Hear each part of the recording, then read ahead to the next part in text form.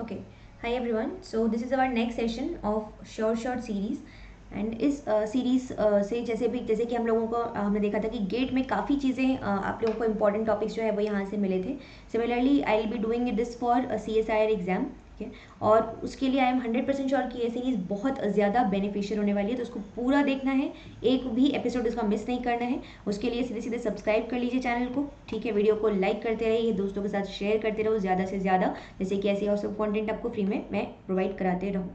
इसके अलावा आप मुझे टेलीग्राम पे फॉलो कर लीजिए, लाइक ग्रुप ज्वाइन कर सकते हैं. There are already many students. ठीक है, thousands of students and you can join there. And इसके अलावा आप मुझे इंस्टाग्राम पे भी फॉलो कर सकते हैं. शुरू करते हैं.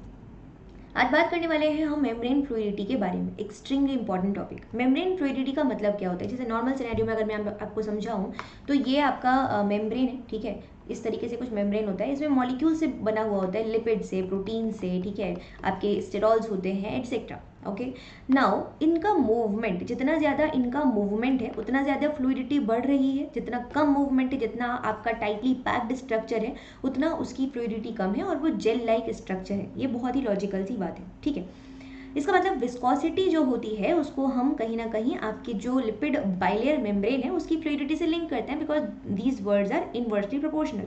ऑलराइट, जितना विस्कोसिटी बढ़ेगी उतना ही फ्लूइडिटी घटेगी. अब ये जो विस्कोसिटी होती है वो ऑब्वियस ही बात है कि अगर लेट्स से कि आई एम श्योर आप लोगों ने कभी वो वाला गेम खेला होगा जहाँ पे it's a gel like structure and you need to move in. Okay, आपने देखा होगा टीवी में इस तरीके के गेम्स आते हैं, तो उससे हर्डल्स क्रॉस करते हुए आपको मूव करना होता है.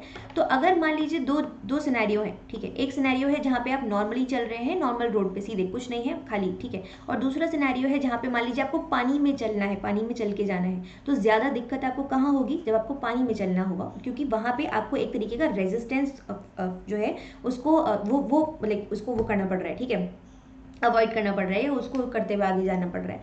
तो यहाँ पे बात आती है. अब ये जो विस्कोसिटी है, इसीलिए जितने भी आपके मूवमेंट से रिलेटेड चीज़ें, जैसे कि रोटेशन हो गया, डिफ्यूजन हो गया प्रोटीन्स का या दूसरे बायोमोलिक्यूल्स का विद इन द मेम्ब्रेन, इन सभी चीज़ों को ये क्या करते हैं, ये अफेक्ट कर रहे होते हैं. ठीक है, इससे इनका फंक्शन भी अफेक्टेड होता है. अब बात करते हैं कि वो कौन कौन से फैक्टर्स हैं जो कि मेम्ब्रेन की फ्लूइडिटी को अफेक्ट कर रहे होते हैं. This is a very important topic guys, and इसमें हम समझने की कोशिश करेंगे एक एक करके. कई बार रिपीट हुआ है ये टॉपिक.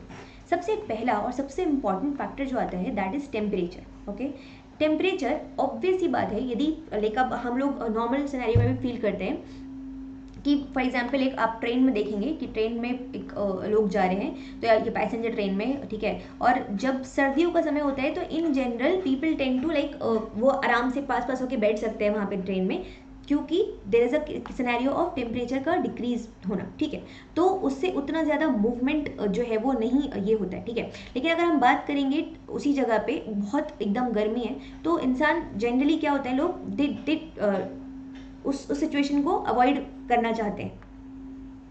तो अब यहाँ ट्रेन के एग्जाम्पल से बहुत आराम से समझ सकते हो इसको, कि किस तरीके से जो मेम्ब्रेन है उसमें भी ये जो मॉलिक्यूल्स हैं, इनको यदि हम लोगों की जगह पे रख के इमेजिन करने के देखिए आप. ठीक है, कि टेम्परेचर का जो बहुत ज़्यादा डिक्रीमेंट या इंक्रीज होने पर क्या किस तरीके से ये बिहेव करेंगे. ऑलराइट, ये नॉर्मल सिनेरियो है. यहाँ पे आप देखोगे फेज सेपरेशन, मैंने टेम्परेचर को यहाँ पे दिखाया है, और टेम्परेचर ऊपर की तरफ यहाँ पे इंक्रीज हो रहा है और नीचे की तरफ डिक्रीज हो रहा है.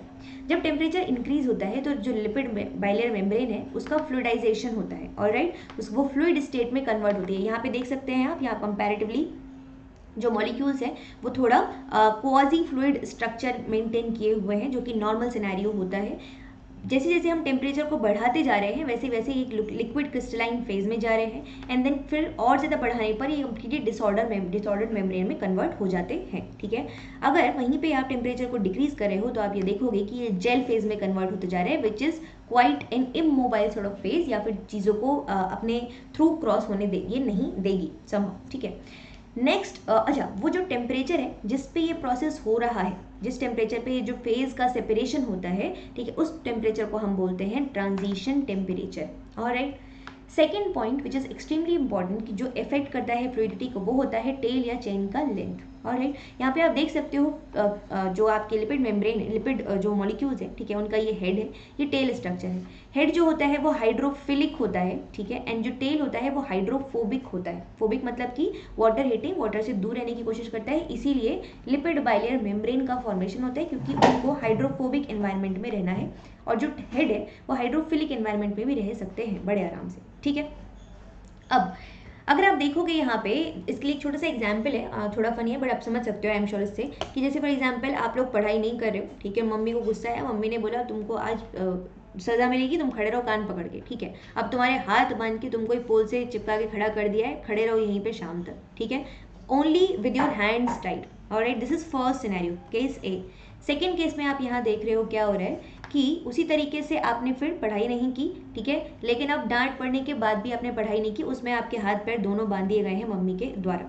ऑब्वियस ही बात है, जो केस 2 है, ठीक है, इसमें आपका मूवमेंट केस 1 के कंपैरेटिवली बहुत ज़्यादा कम हो गया, क्योंकि जितना ज़्यादा एरिया जो है वो इंटरेक्शन कर रहा है उतना मूवमेंट को वो लिमिट करते जा रहा है, ठीक है। सिमिलरली अगर आप यहाँ देखोगे तो क्योंकि चेन का लेंथ ही कम है, लेंथ कम होने से जो एरिया ऑफ इंटरेक्शन है वो क्या हो जाता है, वो घट जाता है, और यहाँ पे जो आपका चेन का लेंथ है वो बहुत ज़्यादा है, उससे क्या होगा, जो एरिया ऑफ इंटरेक्शन है AOI, ठीक है, वो क्या होगा, वो इंक्रीज हो रहा है, ठीक। कौन से forces specifically, London forces, water walls interactions etcetera, alright. तो आप यहाँ देखोगे कि जब चेन का लेंथ जो है वो बढ़ता है तो फ्लूइडिटी जो है वो घटती है, ठीक है, इसी प्रकार से उल्टा उसका होगा दूसरे सिनेरियो में। तो ये एक फैक्टर हो गया कि चेन का length is inversely proportional to fluidity.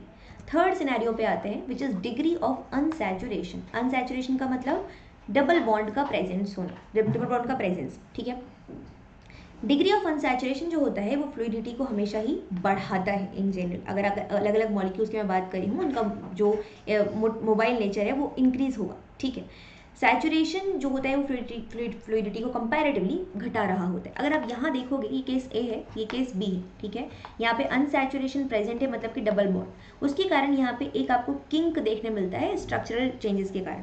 Similarly यहाँ पे आप देखोगे कि नॉर्मल सिनेरियो है, पूरा प्रॉपर स्ट्रक्चर्स बने हुए हैं, ठीक है, यहाँ पे सैचुरेशन प्रेजेंट है, ठीक है। तो ऑब्वियस ही बात है कि यहाँ पे एक ज़्यादा फ्लूइडिटी जो है वो मेंटेन रहेगी एज कम्पेयर टू यहाँ, ठीक है। इसको यदि आपको समझना हो तो एक छोटा सा एग्जांपल है वापस से, लेट्स से मेट्रो का या ट्रेन का, ठीक है, कि मान लीजिए सब लोग आराम से बैठे हैं, 10 सीट की 10 लोगों की जगह है और 11 लोग बड़े आराम से यहाँ पे बैठ पा रहे हैं, because they all are alike people, आराम से बैठ पा रहे हैं, ठीक है, सब शांति प्रिय लोग हैं। सेकेंड सिनेरियो में आप देखेंगे कि क्या हुआ, एक छोटा सा बच्चा आया जो कि काफ़ी लाइक आपने देखा होगा कई बार बच्चे जो होते हैं मेट्रो में आ जाते हैं और बहुत ज़्यादा मूवमेंट उस वक्त होने लगता है, क्योंकि दे आर कम्प्लीटली स्टेबिलिटी के तो एकदम ऑपोजिट रहते हैं बच्चे इन जनरल, ठीक है। तो उससे क्या हुआ कि उससे जितने लोग यहाँ बैठे थे, they are not able to sit that properly, of course, ठीक है, क्यों, क्योंकि इसके बच्चे के कारण थोड़ा थोड़ा मूवमेंट हो रहा है। सिमिलरली आप यहाँ समझ सकते हैं कि एक प्रकार का डिफरेंट सिनेरियो यहाँ पे देखने मिल रहा है, इसके कारण जो फ्लूइडिटी है, जो मूवमेंट बढ़ेगा, फ्लूइडिटी बढ़ेगी, मूवमेंट घटेगा, फ्लूइडिटी घटेगी, ठीक है, या वाइस वर्सा भी बोल सकते हो, ओके। सो फ्लूइडिटी यहाँ पे आपका अनसैचुरेशन के प्रोपोर्शनल होता है, ओके। नेक्स्ट सिनेरियो की तरफ चलते हैं, कोलेस्टेरॉल। अब कोलेस्टेरॉल के अगर मैं आपसे स्ट्रक्चर के बारे में बात करूं तो कुछ ऐसा सा स्ट्रक्चर प्रेजेंट है, ठीक है, मतलब एक हेड रहता है आपका, हाइड्रोफिलिक हेड, और ये हाइड्रोफोबिक जो स्ट्रक्चर है आपका स्टेरॉल रिंग जिसको कि बोलते हैं, काफ़ी बड़ा बल्कि स्ट्रक्चर होता है, ओके। ये जो कोलेस्टेरॉल होता है ये एक बफर की तरह काम करता है, या मैं बोल सकती हूँ कि होम्योस्टेसिस को मेंटेन करने का काम करता है। कैसे करता है देखने की कोशिश करेंगे। इधर देखिए, जब कभी भी फर्स्ट सिनेरियो टेम्परेचर जो है वो आपका बहुत कम है, जब टेम्परेचर बहुत कम होगा तो क्या होगा कि जो मॉलिक्यूल्स हैं मेम्ब्रेन के वो बहुत पास पास जाने की कोशिश करेंगे, ठीक है, और जेल लाइक स्ट्रक्चर बनाने की कोशिश करेंगे when the temperature is low. So what does cholesterol do, cholesterol इस जो ये इंटरेक्शन हो रहा है इसके बीच में यहाँ पे आ जाएगा बड़ा बल्कि स्ट्रक्चर, और ये जो बहुत पास पास जेल लाइक स्ट्रक्चर बनने की कोशिश हो रही थी उसको ये उसमें इंटरफेरेंस शो करता है, ठीक है, जिससे कि समहाउ वो फ्लूइडिटी को मेंटेन करके रखता है और जेल जो है प्रॉपर आपका जेल लाइक स्ट्रक्चर में जो मेम्ब्रेन है वो नहीं चली जाती है, ठीक है। Second condition, when the temperature is high, जब टेम्परेचर काफ़ी बढ़ता है तब क्या होगा, तब molecules will try to move away, यहाँ पे पास आने की कोशिश कर रहे थे, और यहाँ पे ऑब्वियसली बात है क्योंकि मूवमेंट बढ़ रहा है, फ्लूइडिटी बढ़ेगी, दूर जाने की कोशिश करेंगे। इस सिनेरियो में जो कोलेस्टेरॉल होता है वो क्या करता है, वो आपके बाकी के मॉलिक्यूल के साथ में इंटरेक्शन बना लेता है और उन्हें एकदम मतलब कंप्लीट फ्लूइड स्टेट में जाने से वो रोक लेता है। तो वापस से उसका जो एक बैलेंस्ड फ्लूइडिटी वाला सिनेरियो है उसको ये मेंटेन करके रखता है, ठीक है, कौन, cholesterol. Okay, now fifth point की तरफ चलते हैं, which is presence of cis और trans fatty acids, cis और trans situation, ठीक है। आप सभी जानते होंगे cis सिनेरियो का मतलब होता है both on the same side, alright, and trans scenario कुछ ऐसा दिखाई देता है।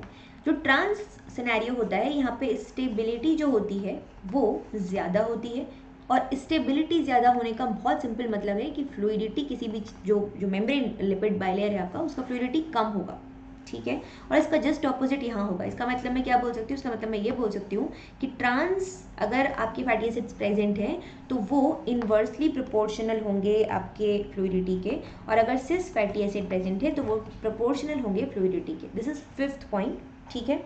और सिक्स्थ और लास्ट पॉइंट की तरफ अगर मैं चलूँ आपको लेके, तो वो होता है बेसिकली कि स्फिंगोलिपिड्स जो होते हैं, स्फिंगोलिपिड्स, ठीक है, वो आपके फ्लूइडिटी के प्रोपोर्शनल फंक्शन कर रहे हैं, एज इन फ्लूइडिटी को बढ़ाएंगे अगर वो ज़्यादा प्रेजेंट है तो, ठीक है। Okay, so these are the 6 point which are extremely important आपकी फ्लूइडिटी के पर्सपेक्टिव से। और इसके अलावा भी कुछ चीज़ें यहाँ पे एक बात आती है कि इसको मेजर कैसे करते हैं, तो मेजरमेंट मेथड्स के कुछ पॉइंटर से देख सकते हो आप। Electron spin resonance, fluorescence, atomic force microscopy based force spectroscopy, और deuterium nuclear magnetic resonance spectroscopy. ये कुछ मेथड्स हैं जिनसे की मदद से आप फ्लूइडिटी को मेजर कर सकते हो।